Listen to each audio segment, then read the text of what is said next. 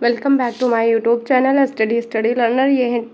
ये आधुनिक इतिहास चैप्टर नंबर 3 है। गवर्नर जनरल और वायसराय चैप्टर है। तो पहला क्वेश्चन है, बंगाल का प्रसिद्ध कोसीजुरा घटना 1779 में किसके शासनकाल में हुई थी? तो ये वॉरेन हेस्टिंग्स के शासनकाल में हुई थी। क्वेश्चन नंबर 2 है, भारत के किस गवर्नर जनरल ने 1772 में प्रत्येक जिले में 2 अदालतों की शुरुआत की, एक फौजदारी अदालत, एक दीवानी?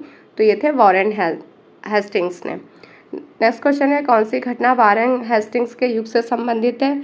तो पहला एंग्लो मराठा रोहिल्ला युद्ध, जय सिंह हादसा, दूसरा एंग्लो मैसूर युद्ध। तो ये सभी हैं जो वॉरेन हेस्टिंग्स के युग से संबंधित है।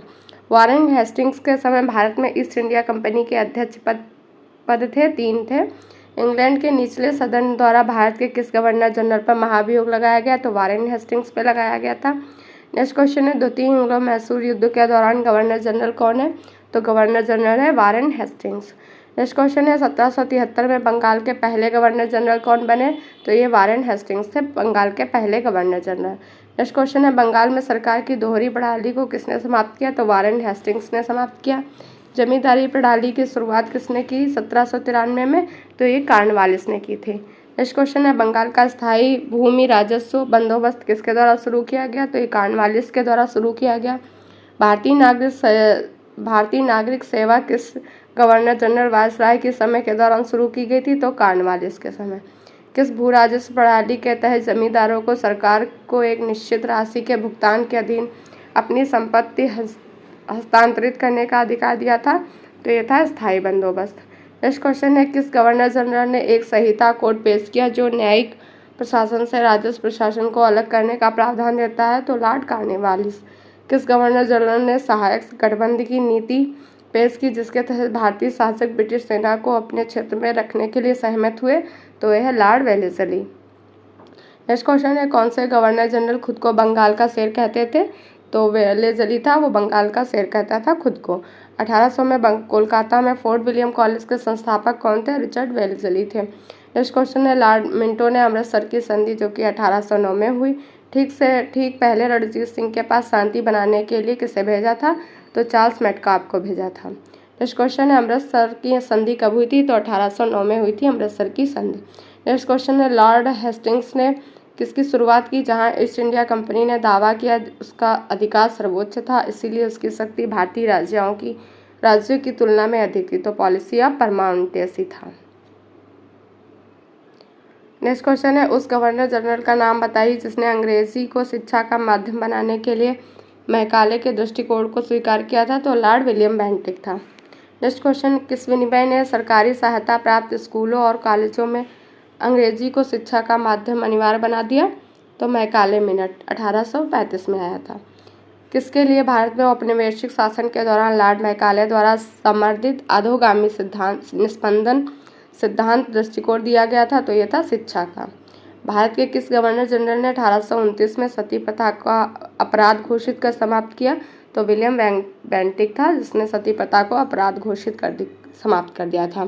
बंगाल का अंतिम गवर्नर जनरल विलियम बेंटिक था। भारत के प्रथम गवर्नर जनरल विलियम बेंटिक था। ये बंगाल का लास्ट था और भारत का पहला था, याद रखिएगा। किस गवर्नर जनरल ने रोपड़ में रणजीत सिंह का बड़े सम्मान के साथ स्वागत किया था? तो यह था विलियम बेंटिक। नेक्स्ट क्वेश्चन है, 1833 के चार्टर अधिनियम ने कहाँ के गवर्नर जनरल को भारत का गवर्नर जनरल बना दिया और उनसे सभी नागरिक और सैन्य शक्तियाँ निहित कर दी? तो यह था बंगाल का। 1833 के चार्टर अधिनियम के प्रावधानों के अनुसार किसकी अध्यक्षता में एक विधि आयोग का गठन किया गया? तो लॉर्ड मैकाले की अध्यक्षता में गठित किया गया था। नेक्स्ट क्वेश्चन है, ब्रिटिश राज्य में सिंध का विलय किस गवर्नर जनरल के समय किया गया? तो लॉर्ड एलनबरो था, उसके समय में ये जो ब्रिटिश राज्य में सिंध का विलय किया गया था। तो सिंध का विलय कब किया गया? तो लॉर्ड एलनबरो के टाइम में। किस ब्रिटिश गवर्नर जनरल ने भारत में डाक टिकट की शुरुआत की थी? तो लॉर्ड डलहौजी ने डाक टिकट की शुरुआत की थी भारत में। किस गवर्नर जनरल के शासनकाल के दौरान पंजाब को ब्रिटिश साम्राज्य में लिया गया? तो डलहौजी के समय। भारत में ब्रिटिश क्षेत्र का विस्तार करने के लिए हड़प नीति, जिसको डॉक्ट्रिन ऑफ लैप्स भी कहते हैं, इसकी शुरुआत है डलहौजी ने की थी। भारतीयों के लिए खुली प्रतियोगिता परीक्षा के माध्यम से भारतीय सिविल सेवा में प्रवेश को किसने संभव बनाया? तो ये डलहौजी था। डलहौजी को किन कार्यों का श्रेय दिया जाता है? तो डलहौजी को पंजाब, बंगाल और सतारा का विलय करने का श्रेय दिया जाता है।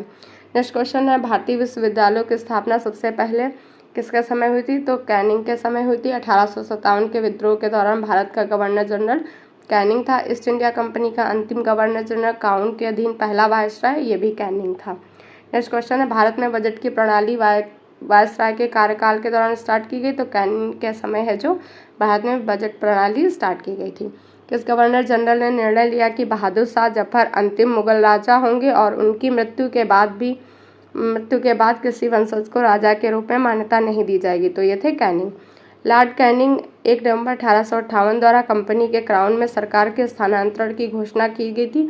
कहाँ पे? तो ये इलाहाबाद में की गई थी। नेक्स्ट क्वेश्चन है, भारत के गवर्नर जनरल को पहली बार वायसराय की उपाधि कब दी गई? तो ये 1858 में दी गई। किसके वायसराय काल के दौरान 3 मुख्य शहरों कलकत्ता, मद्रास और बॉम्बे में उच्च न्यायालय अस्तित्व में आया? तो जॉन लॉरेंस के समय में। नेक्स्ट क्वेश्चन है, सर जॉन लॉरेंस ने किस वर्ष में शिमला को ब्रिटिश साम्राज्य की ग्रीष्मकालीन राजधानी घोषित किया? तो 1864 में। एकमात्र वायसराय था जिसकी भारत में हत्या हुई तो मेयो था। और कहाँ पे हुई थी? तो पोर्ट ब्लेयर में हुई थी, याद रखिएगा। कब हुई? तो ये 1872 में हुई थी। भारत का कौन सा गवर्नर जनरल ओवेन मेरेडिथ के नाम से कविता लिखता था? तो लॉर्ड लिटन लिखता था।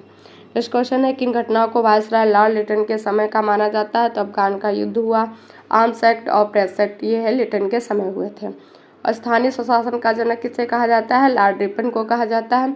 1880 में भारत के वायसराय के रूप में किसे नियुक्त किया गया? तो रिपन को नियुक्त किया गया था।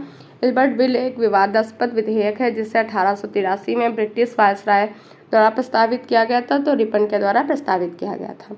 प्रथम कारखाना अधिनियम कब का है? तो 1881 को लागू करने का श्रेय किसे दिया जाता है? तो ये रिपन को दिया जाता है। लॉर्ड लिपन द्वारा शिक्षा सुधार के लिए हंटर आयोग की नियुक्ति किस वर्ष की गई? तो 1882 में की गई थी। नेक्स्ट क्वेश्चन है, भारतीय राष्ट्रीय कांग्रेस का गठन गवर्नर जनरल के कार्यकाल में हुआ था? डफरिन के समय में हुआ था, 1885 में। नेक्स्ट क्वेश्चन है, भारतीय विश्वविद्यालय अधिनियम 1904 के शासनकाल में पारित किया गया?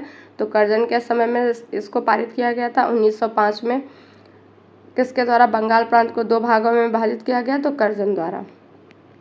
नेक्स्ट क्वेश्चन है, कर्जन द्वारा किया गया सबसे उपयोगी और उत्कृष्ट सुधार क्या माना जा सकता है, खासकर पंजाब के अविभाजित प्रांत में रहने वाले लोगों के संबंध में? तो ये कृषि सुधार किया था।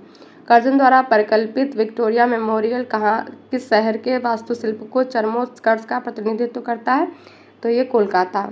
तो ये विक्टोरिया मेमोरियल कहाँ है? कोलकाता में कर्जन के द्वारा किया गया था इसका। कर्जन के समय में क्या किया गया? बंगाल का विभाजन हुआ, भारतीय लोक सेवा मंडल का गठन हुआ, अकाल आयोग की घटना हुई थी, वो स्थापना हुई थी। उस प्रसिद्ध भारतीय चित्रकार का नाम बताइए जिससे भारत के ब्रिटिश वायसराय कर्जन के द्वारा कैसरे हिंद स्वर्ण पदक से सम्मानित किया गया? तो राजा रवि वर्मा को। नेक्स्ट क्वेश्चन है, किस अधिनियम ने पहली बार कानून में भारतीयों को प्रतिनिधित्व दिया? तो इंडियन काउंसिल एक्ट 1909 में। 1909 के इंडियन काउंसिल एक्ट को लोकप्रिय मांटो मिल्लो सुधार के नाम से भी जाना जाता है। नेक्स्ट क्वेश्चन है, जब इंडियन काउंसिल एक्ट 1909 अधिनियमित किया गया था तब भारत का वायसराय कौन था? तब भारत का वायसराय मिंटो था। नेक्स्ट क्वेश्चन है, भारत में सांप्रदायिक निर्वाचक मंडल की प्रणाली सबसे पहले किसके द्वारा शुरू की गई थी? तो 1909 का मिंटो मार्ले सुधार। जब दिल्ली ब्रिटिश भारत की राजधानी बनी तो वायसराय हार्डिंग था। प्रथम एंग्लो सिख युद्ध के दौरान भारत का गवर्नर जनरल हार्डिंग था। रॉलेट एक्ट 1919 के टाइम पे अधिनियमित किया गया था। तो ये है जो चैम्सफोर्ड के समय पे किया गया था। 1919 के अधिनियम में द्वैध शासन की अवधारणा को लागू करने के लिए जिम्मेदार व्यक्ति कौन था? तो यह था मॉन्टेग्यू। किस अधिनियम को मॉन्टेग्यू चैम्सफोर्ड सुधार के नाम से जाना जाता है? तो भारत सरकार अधिनियम 1919 को जाना जाता है। 1947 ईस्वी में लॉर्ड माउंटबेटन द्वारा वायसराय के रूप में किसे प्रतिस्थापित किया गया? तो वेवेल को प्रतिस्थापित किया गया था। विभाजन परिषद के अध्यक्ष कौन थे? तो विभाजन परिषद के अध्यक्ष माउंटबेटन थे। स्वतंत्र भारत के प्रथम गवर्नर जनरल माउंटबेटन थे।